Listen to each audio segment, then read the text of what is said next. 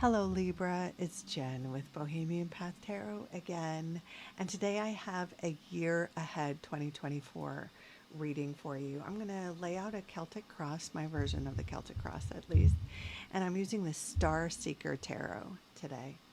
Now I'm going to go ahead and focus on your energy, focus on what's coming ahead for you, and I will meet you on the other side of the shuffle.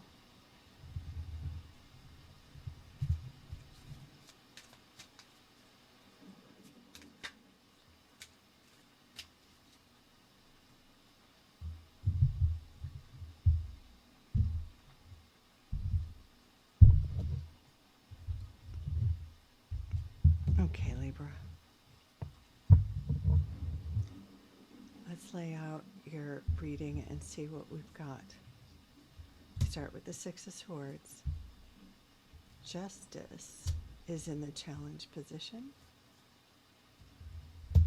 We have the Five of Wands reversed. Strength in the recent past. Ace of Pentacles in the general atmosphere for the future. A future event or situation is the Page of Swords. In the advice, we have the Lovers. In the environment, we have the Four of Swords. Oh, hopes and fears, we have the Six of Wands. And the final card we have is the King of Cups. All right, let's see. This always looks so cattywampus. Okay. Is this better? Are we doing it? Now, I have to point out something else too, because my plan was to not use reversals for this reading, and in a couple of these readings, including you, a reversal has shown up out of nowhere. Now, before I even started recording, I went through my deck to make sure everything was facing the right way up, and still somehow this reversal came up. So I think that this is like spotlight on this card, and we'll get to that in a minute. But let's go card by card and talk about what each of these energies is all about, and then we'll summarize the story of your reading. So we start with the Six of Swords. The Six of Swords is a card about moving away from something, about having the philosophy or the epiphany, or just the realization that it's time to leave something and move towards something better. Sometimes this is about leaving a relationship. This could be about leaving a job. Sometimes it's just being in that place where you know something isn't working for you and you know it's time to make a change, but you still need to gather information or make a plan or whatever. But the thought has happened, or the realization has occurred that change is needed, and moving towards something better, moving away from something isn't working, is kind of where we find you. The challenge here is justice. Now, I often see justice in terms of contracts, in terms of, this can literally be something like a marriage contract, or like child support or custody, that kind of a thing, like legal, literally legal, and needing some sort of mediation, or needing the court's involvement, or having the court's involvement whether you want it or not. But sometimes it's just about the contracts we make with other people and needing to renegotiate those contracts. Sometimes it's about a work contract or a work position, having a job that doesn't work for you, or a position or a role or a work schedule that needs to be renegotiated. So whatever this moving on piece is, and it's different for each of you, these are general readings, whatever this moving on piece is, the challenge is in renegotiating that shift. Whatever change needs to happen, there's still some sort of discussion or mediation or sort of conversation that needs to happen in order for this to commence. In the foundation of this situation, we have the Five of Wands, and this five is showing up reversed, even though I tried not to use reversals. This one snuck out. The Five of Wands is a card of chaos. You know, it's the kind of thing where when you have a holiday party with family members and maybe your mom wants to host it and so does your Aunt Linda, and your sister really wanted to host it for the first time at her place. Or it could be the kind of thing where, you know, on the job where there's too many leaders and not enough doers, or people have a lot of ideas. It could even be in a community setting like a community theater group where everybody has different ideas about what play you should be doing and are really invested in a bunch of different ways, but there's kind of no consensus or no productive conversation about it. So it is a card that involves other people, involves the passion of other people in a way that is kind of getting in the way or affecting your capacity to move forward, move on, make a change. This could even be the sort of thing where, since it's reversed, something you don't want to tell friends or family that you have to do, something that you don't want to have this renegotiating conversation about because you know different people are going to have different ideas, or you're going to have to fight for what you know to be true or fair. So this is kind of in tandem with this need to move on, and this need to renegotiate, but you know, struggling to find clarity and find, you know, fairness within that piece. In the more recent past, we see the Strength card, which is a card of having grace under fire, having the strength to know your truth, to share your truth, to be straightforward without being a bully or without being bombastic about what you know to be true or what you need in a given situation. That kind of suggests that whatever this issue is that caused the chaos, that could even be the thing that led to the realization that you need to move on. That this sort of renegotiation piece requires a bit of personal grace,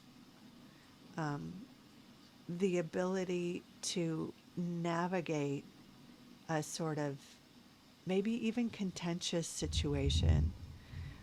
For some reason, it really does seem like other people are involved or other people are affected with your transition or your move, right?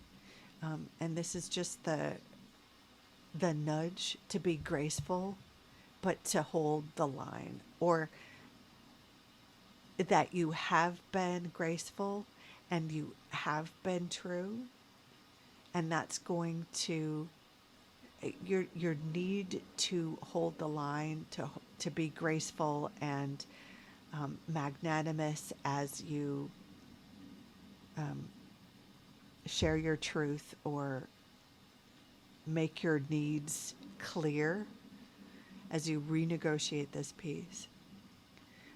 On the other side of this is a phase of renewal, a phase of building security, a security that you didn't have, the security you didn't feel that led to this idea, right? For some people, this is a new job. For a lot of people, this may be a new job. It could be a new house or new surrounding, new living arrangement. It could be a new a new side hustle. It could even be retirement and being able to focus more on the things that make you feel comfortable, secure, stable, the things that sort of feed your sense of comfort. The next card we have here is the page. I read pages as an information or educational chapter, a time when you're seeking more information, where you're learning about, where you're educating yourself on, where you're excited about communication, branding, social media. Swords is all about, the Swords suit is all about ideas, philosophies, communication, communicating your philosophies. So, again, in line with this kind of renegotiating and speaking your truth and holding firm to your truth, there's this new cycle of um, sharing your truth or sharing your wisdom in a new way or to a new audience. This could be starting a new Instagram channel or TikTok or um, YouTube. This could be literally going back to school and learning, you know, getting a degree in communication or just learning more about anything involved with sharing ideas, sharing philosophy, sharing wisdoms. This could also be actually taking a writing class, taking a playwriting class, or reading about reading about anything in the communication sort of arena. For some folks, this could be exploring law school or getting ready for law school. There's a legal component sometimes that comes along with swords because, of course, with communication and with ideas and wisdom and discernment, we have laws and codes. And so for some of you, that could be kind of the focus. It could be for some of you too that this phase of renegotiating your contract or needing to sort of get some mediation or clarify contracts or agreements, this could lead to a capacity or an interest in the law, anything that has to do with codes, reading the fine print. There could even be a capacity here for sharing what you learn with the community. Like if maybe this has something to do with not having read the fine print or being stuck in a contract you don't want to be in because you didn't fully understand what you were getting into or wasn't presented fairly or accurately. This could also be a time when you advocate for other people after going through a tricky, sticky renegotiation or contract affirmation or something along those lines. Interestingly, I also read the Lover's card as a card about contracts. You know, a lot of people will interpret this as like a kind of romantic, sexy kind of card. It's about romantic relationships, but it's really about the choices we make in our connections. And a lot of times it is about people. It certainly can be romantic. But this comes up a lot when you're choosing the connections you're making and the commitments you're making in a way that honors the truth of you. You know, sometimes we get swept up in relationships without really thinking about, does this person really fit me? Do we have lifestyle kind of coordination or similar interests? Does this person bring out the best in me? Does this job bring out the best in me? Does this friendship or community group reflect my values? this is very much a time when you're given permission, or you're reminded or advised even, to make thoughtful, conscious choices in the commitments that you make, whether they be romantic or platonic or job related, any kind of thing that you're committing yourself to. The advice here is to be thoughtful, be honest with yourself about whether or not your associations moving forward bring out the best in you and reflect your values.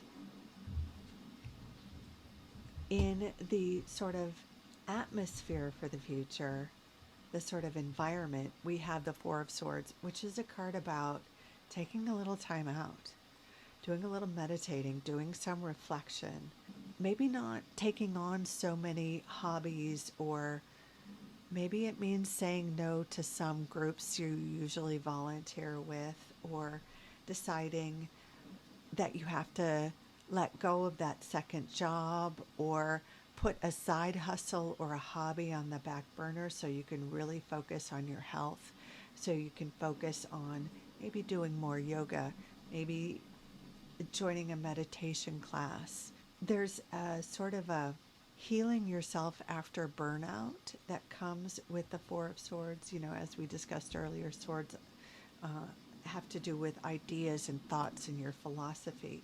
So that this four is kind of about clearing your mind to make way for healthier healthier perspectives, a healthier way of looking at your life, a healthier way of understanding your situation, your next moves, that sort of thing.